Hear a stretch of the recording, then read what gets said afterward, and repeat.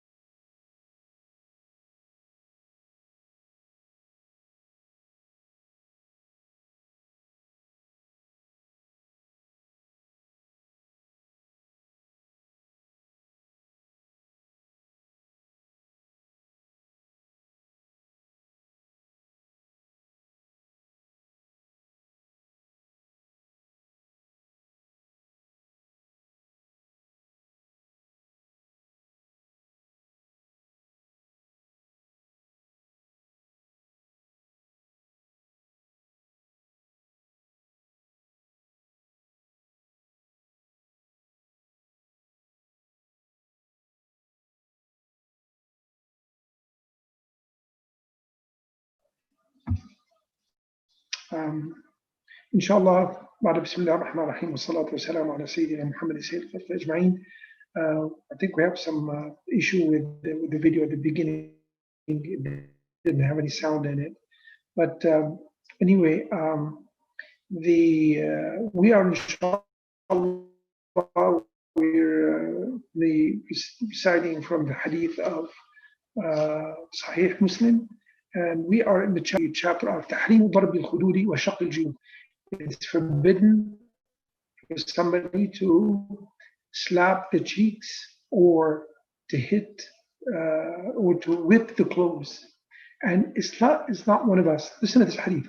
عن عبد الله بن مسعود رضي الله عنه قال رسول الله صلى الله عليه وسلم ليس منا من ضرب الخدود أو شق الجيوب.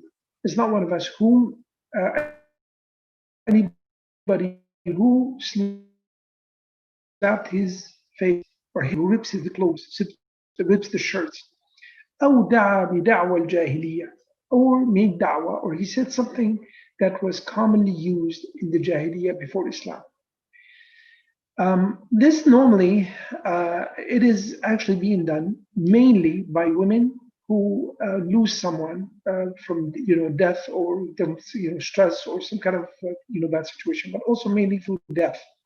When some members of the family, could be a husband or a brother or a father or a son, whatever, somebody passes away, you find some of the women, that was before Islam was very commonly done. They used to do some wailing, crying, sobbing, screaming, and they used to slap themselves on the face, on their bodies, as to cause pain or to show the sadness to others. And they used to rip their clothes, take their clothes, they rip it off. And I've seen some of the women who take off their scarves, take off their hijab, and they act like in a very strong way in this kind of situation.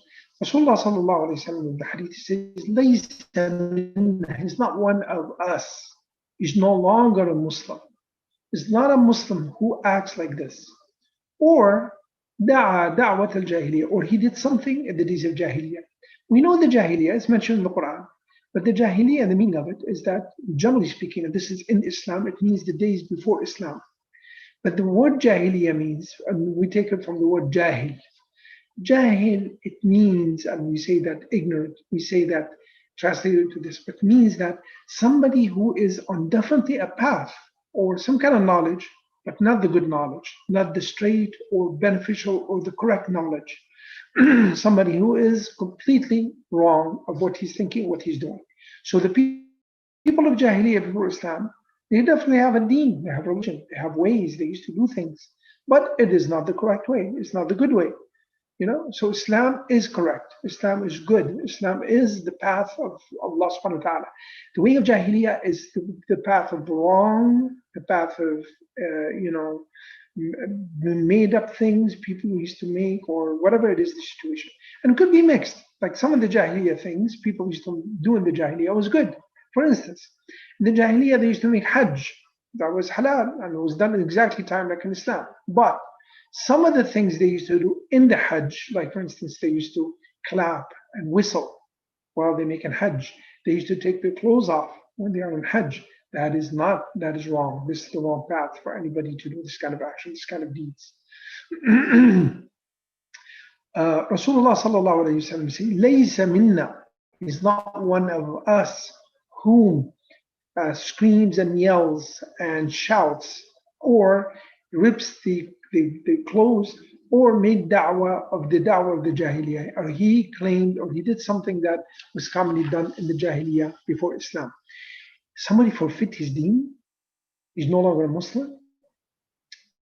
Why? Some of the scholars said that because anybody who gating or canceling one very important concept in Islam, as to this person is, he went to the second life, to the next life. He's negating that. He's actually canceling it, completely taking it out of the equation. He's getting upset, getting mad, and getting angry at the whole situation because he thinks this man is gone. Well, it's not really gone for the Jahiliyyah days. He's not gone. Allah subhanahu wa ta'ala transferred him, or he had him go through death to another life overall. Number one. Number two is, where did he go? Who's the order of this? Why is somebody, getting, yelling and screaming and ripping the clothes and on? He's objecting to the will of Allah subhanahu wa ta'ala of the order of death. Is that what it is? That's also not allowed in Islam.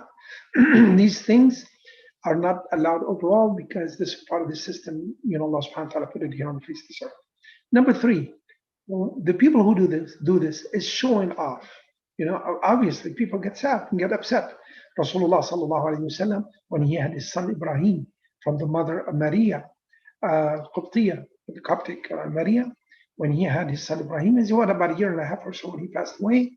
Rasulullah sallallahu alayhi wasallam held him in his hand, and he kind of teared up, his eyes teared up, and he says that the famous saying that the heart is sad and the ear and the eye is tearing, but we are accepting of the will of Allah subhanahu wa ta'ala, no matter what it is, and we are with your departure, Ya Ibrahim, we're sad.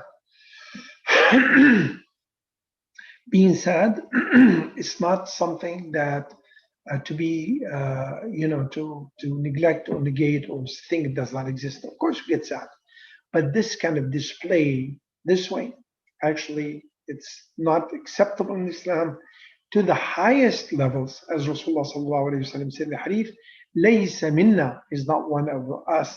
He's no longer a Muslim who does this kind of actions.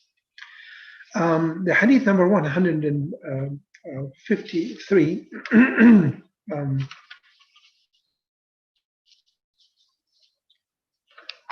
Here. I think there is an issue here with counting the numbers because we went through the hadith number 154 twice in this copy here. But anyway, عن الحكم ابن موسى القنطري, and this one is عن أبي موسى الأشعري. He says, وجع أبو موسى وجعا فغشي عليه رأسه في حجر امرأة من أهله. Abu Musa al-Ash'ari radiallahu anhu, al-Yemeni, the one with two hijrah radiallahu anhu, he fell ill and he actually passed out. And he laid his head in the lap of one of his, his wife. She was actually sitting there. And فصاحت امرأة من أهله, one of the women in his household, she started to yell and scream. فلم يستطع أن يرد عليها شيئا. He was not able to do anything with her because he passed out. فلما أفاق, when he got up, when he really got a control of himself, he says, أنا بريء مما برئ منه رسول الله صلى الله عليه وسلم. He says, I am free and clear of what Rasulullah صلى الله عليه وسلم is bari from also. That is, in the days of Rasulullah صلى الله عليه وسلم, he says, Rasulullah صلى الله عليه وسلم was bari'un, he was free and clear and stay away from, he has nothing to do with. والشاقة. السالقة is the one that screams and yells and in a state of crying, wailing. Al-Haliqa, the one that shaves her head when in the state, this kind of situation. And obviously, you see, Abu Musa al-Ash'ari radiallahu anhu, he's still alive. But when he passed away, his women reacted in such a way, So there, you can see this kind of reaction to death or illness or loss or whatever it is. That's not allowed overall. So saliqa or as-saliqa, with the sin or sad, saliqa or saliqa, whichever way. It's mentioned both ways. Is the one that screams and wails and yells. Well, haliqa is the one that shaves her head, or shaves his head for that matter. Well, shaqah, the one that rips her clothes, or the one he rips his clothes. Also, he's bari. Rasulullah sallallahu alaihi wasallam said, I have nothing to do with this person. He's not one of me, and I'm not one of them. I have nothing to do with these people. You can imagine what kind of rejection is going on towards these people who do this kind of action. عبد الله بن حميد وإسحاق بن منصور قال أخبرنا جعفر بن عون رضي الله عنه عن أبي موسى الأشعري also. He says أغمي على أبي موسى وأقبلت امرأته أم عبد تصيح برنة. Abu Musa al-Ash'ari in this hadith narration passed away, or passed, fell unconscious. And what happened is that his wife Abd, she started to scream with ranna, like like that, kind of loud and wailing like this. When he got up, he says, "Didn't you know?" And he says, Rasulullah sallallahu alaihi wasallam have nothing to do with the people who do what you have done. He says, "Inna ana bari'un mimman halaqa wa salaqa wa kharaqa." And this hadith is bari', I'm free from somebody who shaves, who salaq, means salaq, somebody who rips or yells and screams. Wa kharaq. Kharaq is to rip or to destroy the clothing. Or he penetrates the clothing when they're doing this kind of action. And you can tell, subhanAllah, you notice the chapter here, is that what is the common denominator between this chapter here about is not one of us who rips the clothes and slaps their face or screams and yells and stops or whatever, and the chapter before that, man ghashana laysa minna, somebody who cheated us is not one of us. So all these chapters are under the general heading of what negates Islam, what cancels Islam overall, and that is the rule here. So all of those are, they're going under the same heading overall. The next hadith here, inshallah, the hadith number 155, عن حذيفة قال سمعت رسول الله صلى الله عليه وسلم يقول لا يدخل الجنة نمام. A namam will not enter the Jannah. And we use the word namima. The word namam is somebody who commits this kind of action, or namima is the name of the action itself. And we're very familiar with the word maghiba, or istighaba, maghiba. Maghiba or istighaba means for you to backstab somebody behind his back, to say something bad about him behind his back, something he hates. This is called maghiba. This is very much frowned upon in Islam. But the namima is something entirely different.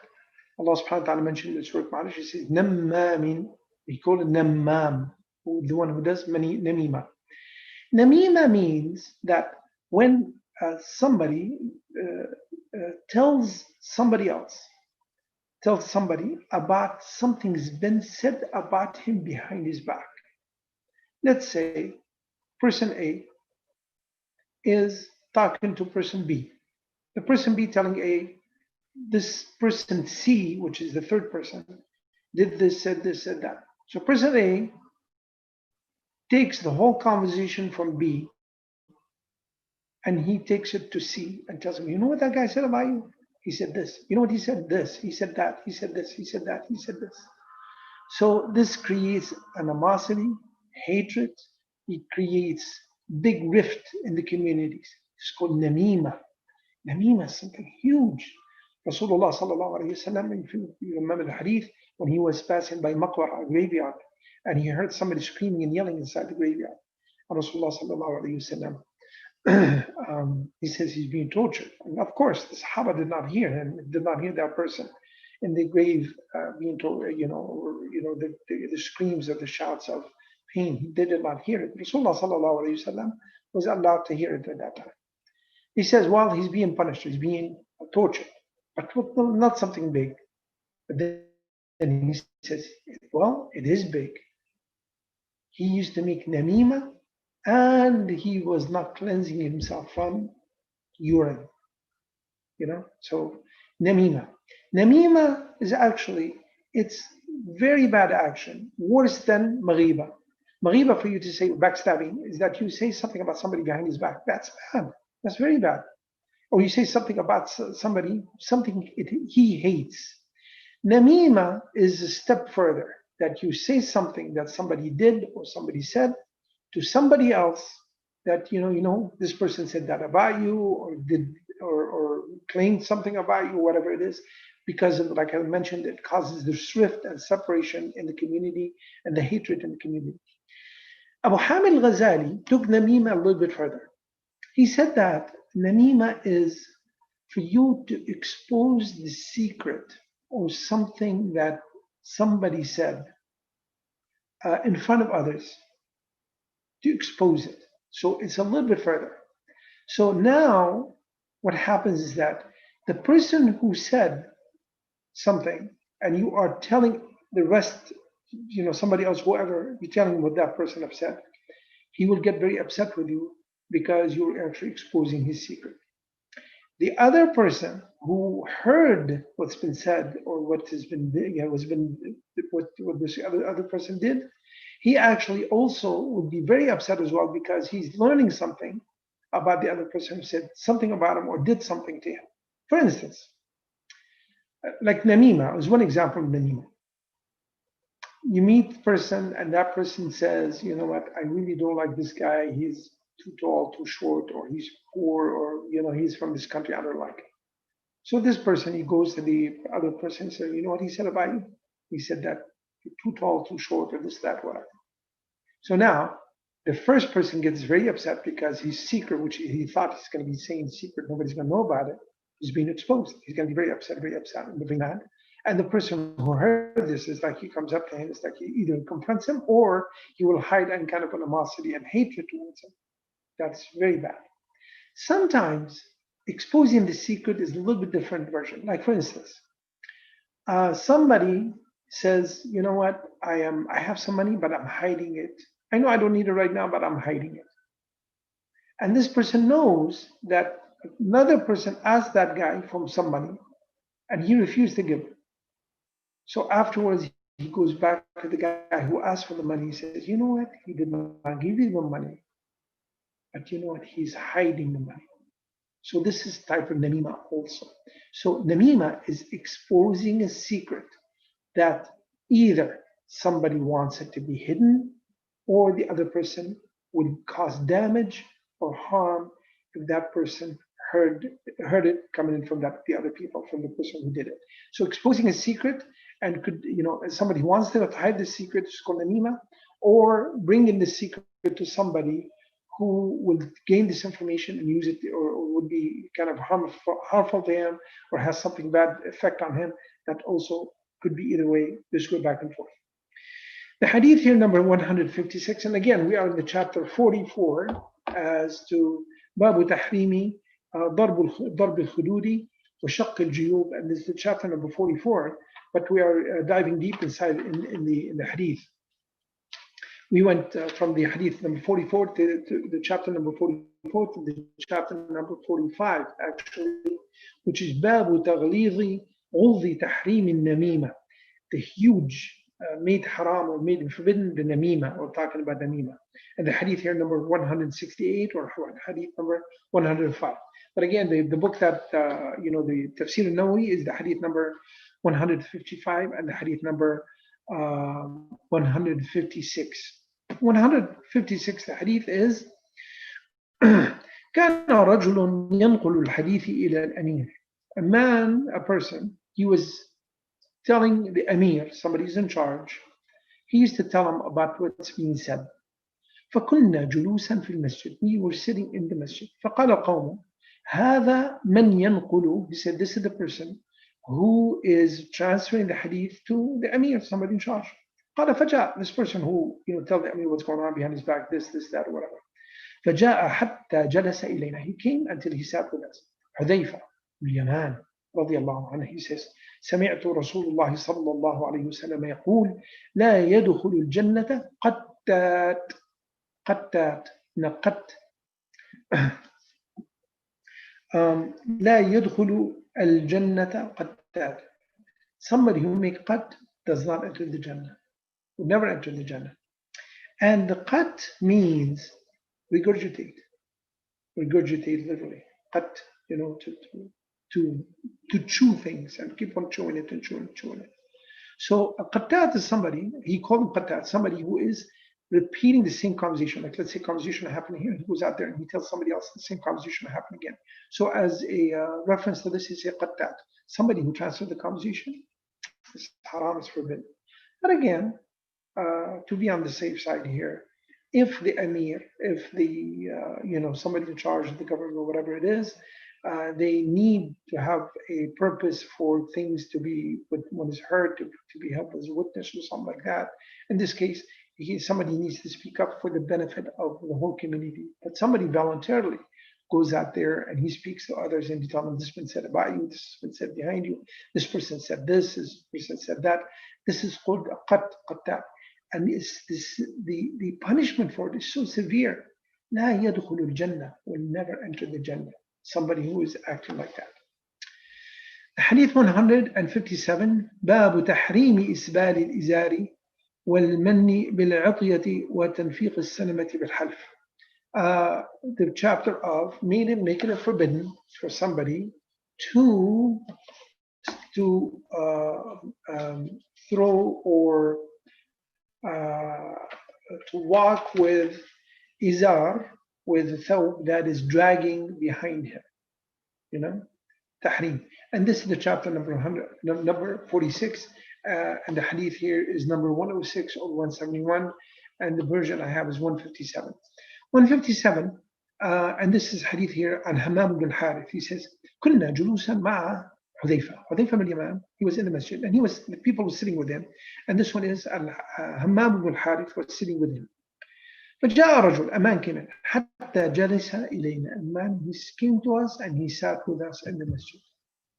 فقيل لحذيفة, has been told, Hudayfa was told, إن هذا يرفع إلى السلطان أشياء. He said, this man, he tells the sultan, he tells the things. This guy said this, this guy said that, this guy did this, this guy did that. Hudayfa says, أرى إرادة أن يسمعه. He says, did he ask him what's going on? Or he just voluntarily saying this information? He says, I heard Rasulullah sallallahu alayhi wa sallam. He says, لا يدخل الجنة قتات. Nobody will enter the Jannah as a qattat. Here there's another rule has been added in this hadith. That if the Amir or the Sultan asks, what happened in the masjid last night? What happened in the square last night? Who did what? What are people talking about? He wants to use this information for the benefit of the community. That's halal.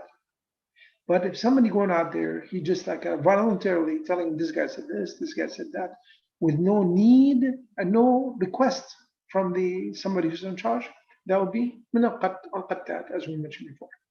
The next hadith here, عن أبي ذر الغفاري رضي الله عنه. أبي ذر الغفاري عن النبي صلى الله عليه وسلم said ثلاثة لا يكلمهم الله يوم القيامة ولا ينظر إليهم ولا يزكيهم. Three, Allah subhanahu wa ta'ala will never look at them the day of judgment. ولا ينظر إليهم, does not speak to them the day of judgment, does not look at them the day of judgment. ولا يزكيهم, and does not cleanse them and purify them. ولهم عذاب أليم, and they have a huge torture, they have huge torment. فقال فقرأها رسول الله صلى الله عليه وسلم 3 مرات. He said it 3 times. لا يدخل الجنة. No, you know, or the day of judgment, Allah subhanahu wa ta'ala will never look at somebody, will never speak with him, and never cleanse him and purify him. He said it 3 times. قال أبو ذر خابوا وخسروا. He said they are in the state of halak, they're state of disappointment and total death, and they're in complete loss.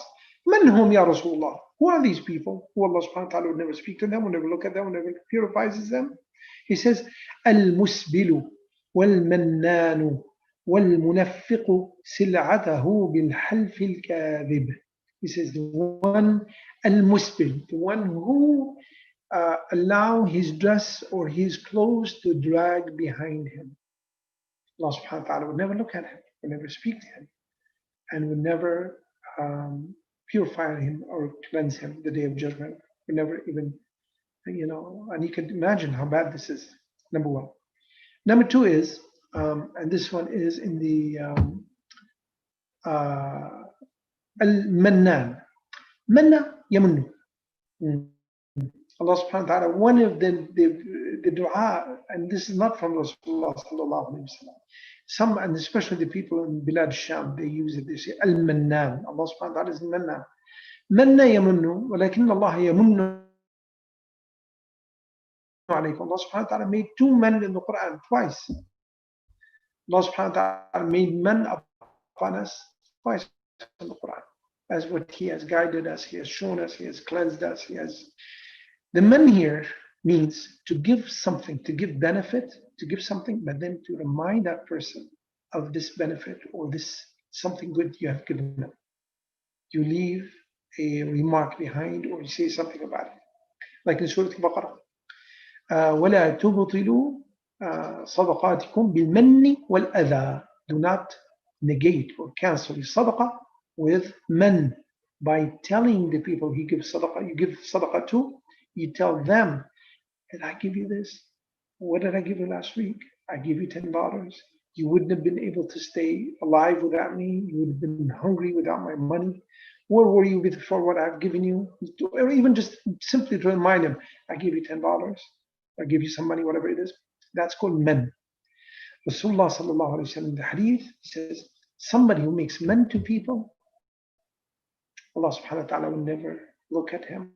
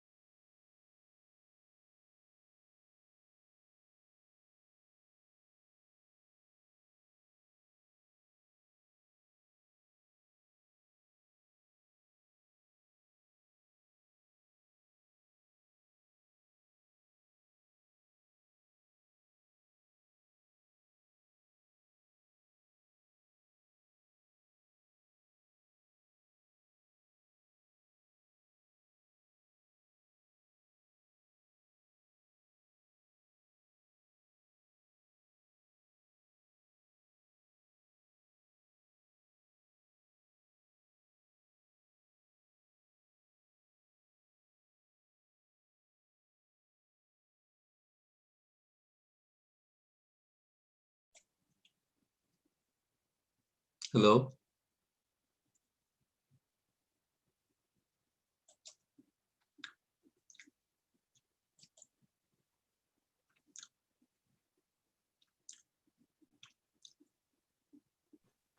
Yeah, I think Brother Zia, we lost Sheikh. We might be having some issues with this Oh, connection. yeah, looks like that way. Brother Munib, yes, I don't hear anything. Yeah, we'll try to disconnect and see if he connects again. Okay, inshallah. All right, thank you. Assalamu alaikum. You're welcome.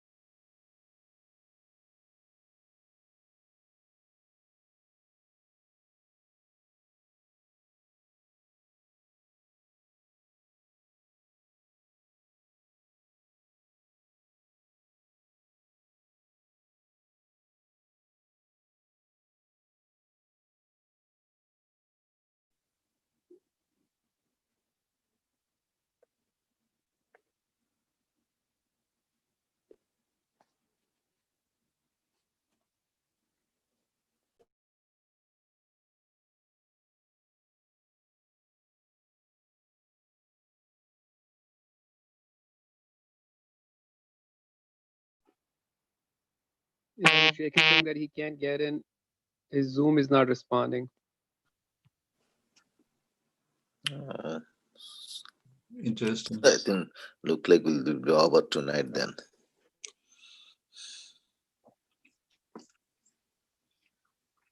So, should we hang out or?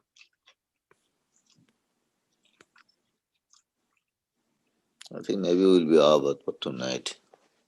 Over for tonight? Well, that's fine. I'll ask him to restart, see if it helps. But yeah, it's up to you. We'll see what happens. All right, thank you. Anyway, Jazakumullah khair. All right, salam কি alaikum. অবস্থা ভাই? রফিক? আলহামদুলিল্লাহ, জিয়া ভাই কেমন আছেন? আলহামদুলিল্লাহ, everything. আল্লাহ ইয়ে রহমত. So we are all okay. So আলহামদুলিল্লাহ. তো কার কি অবস্থা ভাই? রানা কি ফিরে আসছে নাকি না? না, এখনো আসে নাই মনে হয়। এখনো আসে নাই না?